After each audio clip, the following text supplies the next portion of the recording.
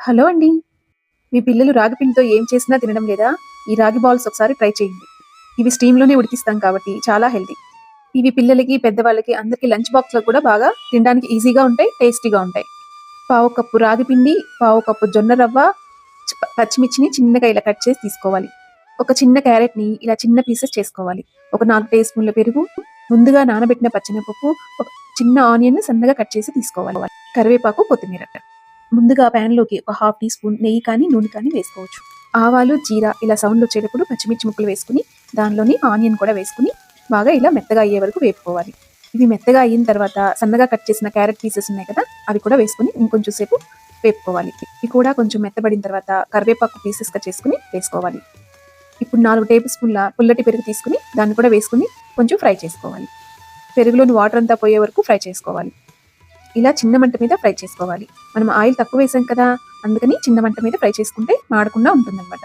మనం రాగిపిండి, రవ్వ కలిపి 2 కప్పులు తీసుకున్నాం కదా, దానికి 5 కప్పులు వాటర్ యాడ్ చేసుకోవాలి. సరిపోను సాల్ట్, కొంచెం పసుపు యాడ్ చేసుకోవాలి. నానబెట్టిన పచ్చెనపప్పు కూడా వేసుకుని ఒక 5 మినిట్స్ని ఉడకనివ్వాలి.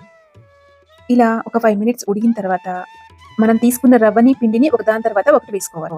ఇప్పుడు దీనిలో మనం తీసుకున్న రవ్వని వేసేసుకోవాలి. ఇక్కడ జొన్న రవ్వ కానీ, బియ్యం రవ్వ కానీ యూజ్ చేసుకోవచ్చు. వెంటనే రాగి పిండి కూడా వేసుకుని ఉండలు లేకుండా కలుపుకోవాలి. పిండి మొత్తం బాగా కలిసేలాగా మొత్తం ఇలా అనుకుంటూ బాగా కలుపుకోవాలి. ఇలా బాగా కలిసిన తర్వాత దీన్ని మూత పెట్టేసి ఒక 2 నిమిషాలు అలా స్టీమ్లో చిన్న మంట మీద ఉడకనివ్వాలి. 2 నిమిషాలు ఇలా మూత పెట్టి ఉడికించిన తర్వాత స్టవ్ ఆఫ్ చేసుకుని ఇంకో 5 నిమిషాలు మూత పెట్టి అలాగే ఉంచాలి. కొంచెం గోరువెచ్చగా ఉన్నప్పుడు సన్నగా కట్ చేసిన కొత్తిమీర వేసుకుని మనకు కావలసిన సైజులో ఉండలు చేసుకుని ఇలా పక్కన పెట్టుకోవాలి. ఈ రాగి బాల్స్ ఇలా చిన్న సైజ్ చేసుకుంటే స్టీమ్లో బాగా ఉడుకుతాయి. ఇలా రాగి బాల్స్ అన్ని ఒకే సైజులో చేసి పెట్టుకోవాలి. ఇప్పుడు వీటిని ఆల్రెడీ రెడీ చేసుకున్న స్టీమర్లో పెట్టుకుని ఒక 10 మినిట్స్ బాగా స్టీమ్ చేసుకోవాలి. ఈలోపు దీనికి కాంబినేషన్గా ఒక చట్నీ చేసుకుందాం.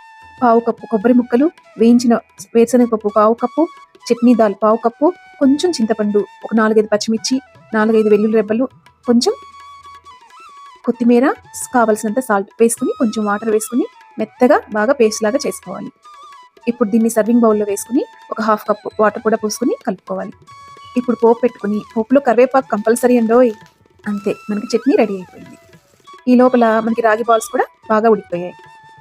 ఈ రాగి బాల్స్ చిన్నపిల్లలకి, వెయిట్ లాస్ అవ్వాలనుకునే వాళ్ళకి, షుగర్ పేషెంట్స్కి అందరికీ చాలా మంచిది. ఇలా వేడి రాగి బాల్స్ మీదకి జారుగా చట్నీ వేసుకుని తింటే చాలా టేస్టీగా ఉంది. ఒకసారి ట్రై చేసి చూడండి. Please like my channel. Thank you.